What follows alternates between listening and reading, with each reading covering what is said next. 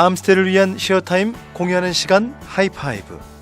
오늘의 시간은 아이자야 61 라이브 워십에서 있었던 홍대 움직이는 교회 김상인 목사님의 교회로 살다란 설교 말씀으로 같이 합니다.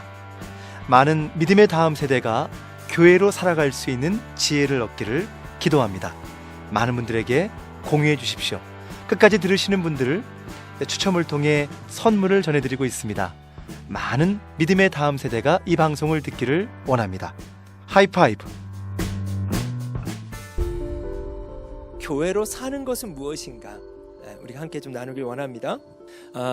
주제 말씀은요, 요한복음 13장 34절에서 35절의 말씀입니다.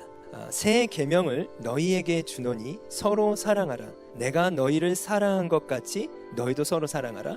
너희가 서로 사랑하면 이로써 모든 사람이 너희가 내 제자인 줄 알리라. 예수님께서 말씀하셨습니다. 내가 너희를 사랑한 것처럼 너희도 서로 사랑하라. 여러분, 교회로 산다라고 하는 것은요, 어떠한 기준이 필요할 것 같습니다. 산다라고 하는 것은 어떤 기준을 가지고 사는 것이 되겠죠. 오늘 말씀을 보면 그 기준에 대해서 이야기하고 있죠. 그 기준은 무엇입니까? 예수님이 우리를 사랑하신 것처럼입니다. 교회가 된 자들이 그래서 교회로 살 수 있는 거죠. 교회가 됐다라고 하는 건 제가 다시 한번 말씀드리지만 예수 그리스도를 영접한 자들을 이야기합니다. 그 복음을 경험한 자들을 이야기합니다. 수도 없이 우리가 넘어졌지만 우리를 포기하시지 않았던 그 사랑을 경험한 자들이 교회가 되는 거죠. 교회가 될 수 있는 것이고요.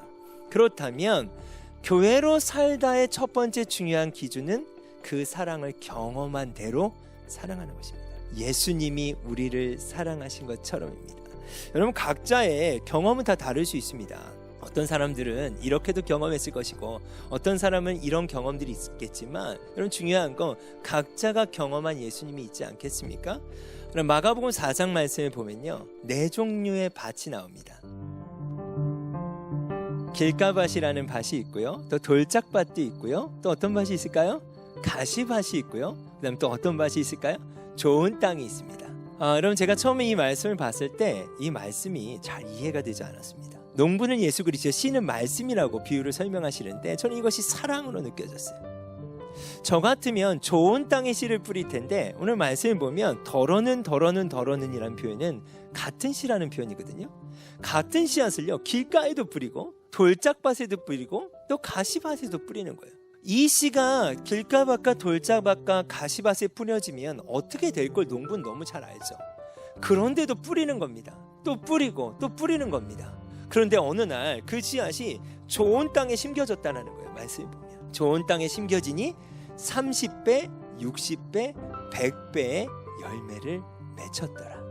여러분, 너무나 잘 아는 말씀입니다. 제가 이 말씀이 어떻게 다가왔냐면 예수님이 저를 사랑하신 것처럼, 그 사랑하시는 방식처럼 다가왔어요. 예수님이 저희를 사랑하신 것처럼, 내가 너희를 사랑한 것처럼 너희도 서로 사랑하라고 말씀하셨는데, 여러분, 중요한 건 뭘까요? 그분이 우리를 찾아오신 방식이 있었다라는 거예요. 제 이야기를 좀 한다면, 저도 처음 뭐라고 설명해야 될까요? 이 자리에서 쉽지 않은 청소년 시기가 있었습니다.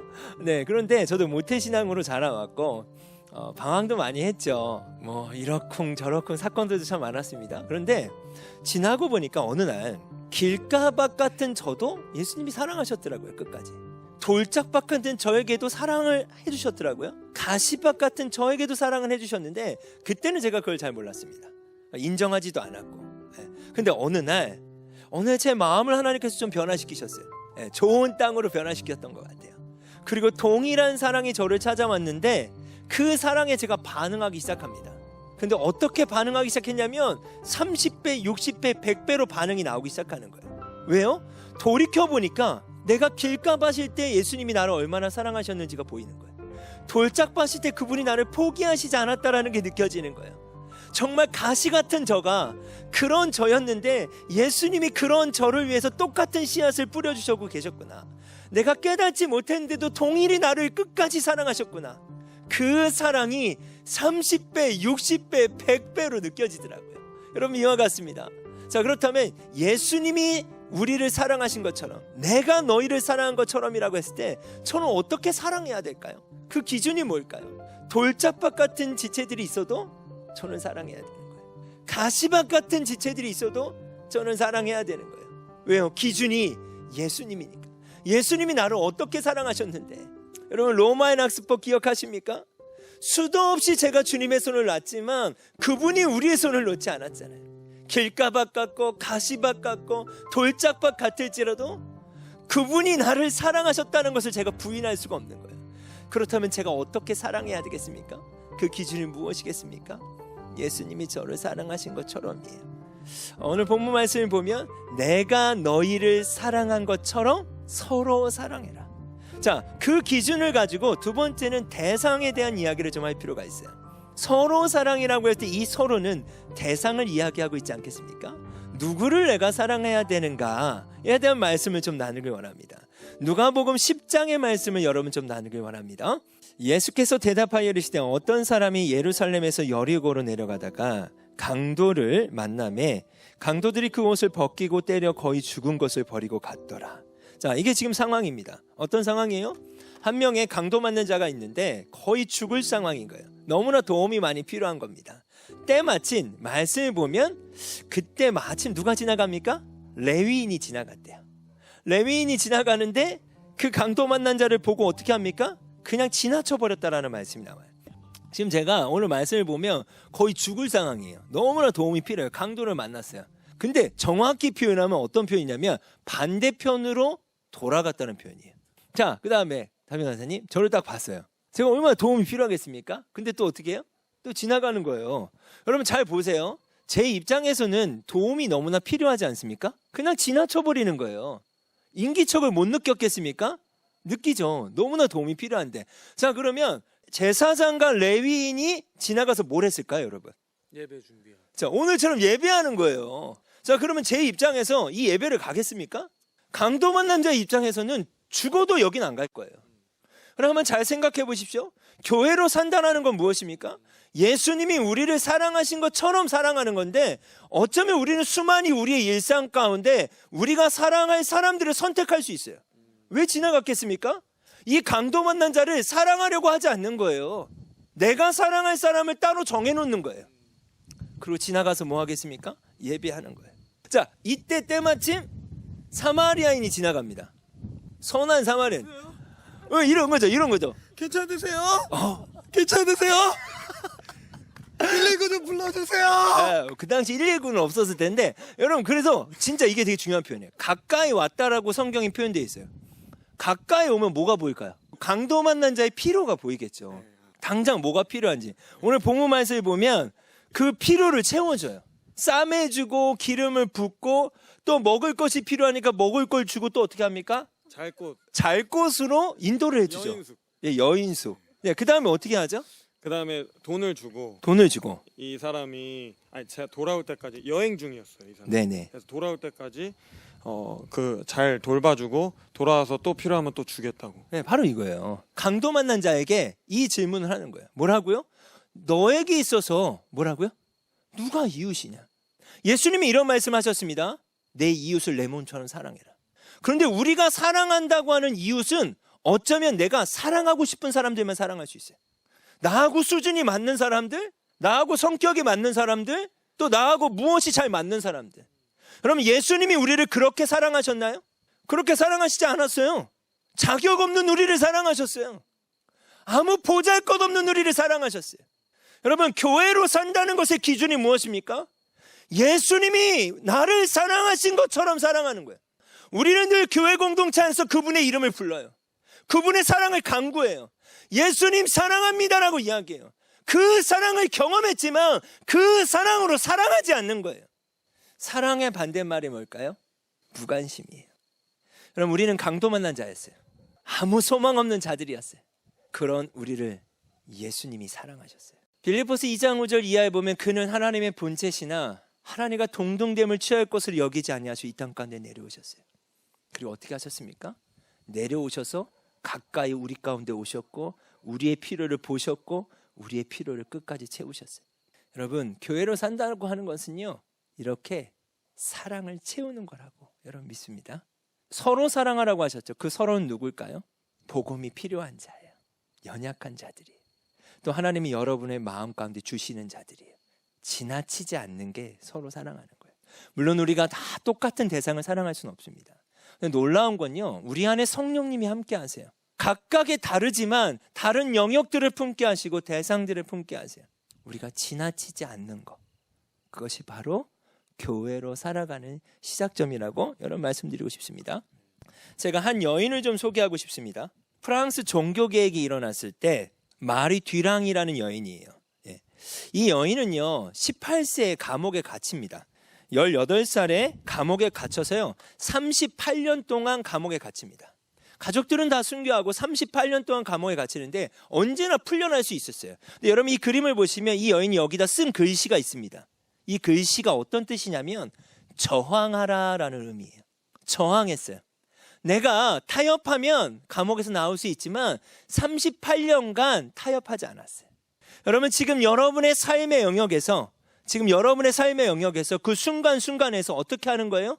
저항하는 거예요. 사랑하고 싶지 않은 거예요. 예수님이 나를 사랑하신 건 알지만 나는 그 대상들을 사랑하고 싶지 않은 거예요.